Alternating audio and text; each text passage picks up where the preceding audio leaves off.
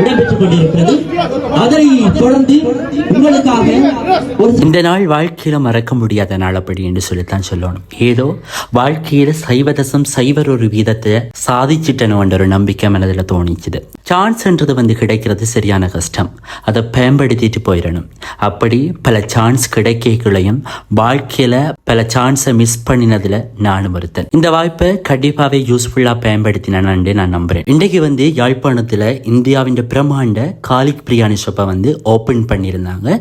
இதுக்கு கெஸ்டா வந்தது யார் அப்படின்னு சொன்னா யூடியூப் பிரபலமான விலாக்கர் இர்ஃபான் தான் வந்திருந்தாரு. அதுல என்னைய கோஸ்ட் பண்ண கூப்பிட்டுருந்தாங்க.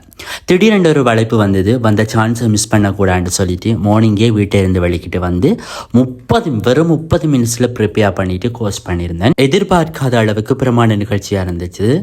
இலங்கையினுடைய யூடியூபர்ஸ் எல்லாரும் பல பேர் வந்திருந்தாங்க. அதுல நானும் கலந்து கொண்டதுல சரியான ஹாப்பி. ப்ரோக்ராம் சாப்பிட்றதுக்கு என்னையும் கூப்பிட்டுருந்தாங்க. வேற லெவல் சாப்பாடு. உண்மையை சொல்ல போனா நான் இதுவரை இப்படியான சாப்பாடு சாப்பிட்டதே இல்லை. அப்படி நல்லா இருந்துச்சு. நான் மட்டும் சொல்லல, அங்க வந்தவர்கள் பல பேர் சொல்லிட்டு இருந்தாங்க. ட்ரை பண்ணி பாருங்க. இது எங்க இருக்கு அப்படின்னு சொன்னா பலாலி ரோட்ல நொதோன் ஹாஸ்பிட்டல் கிட்ட தான் இருக்குது. வாய்ப்பை தந்த ரொசான் அண்ணாவுக்கு மீண்டும் ஒருமுறை நிறைய தெரிவிச்சுக்கொள்றேன்.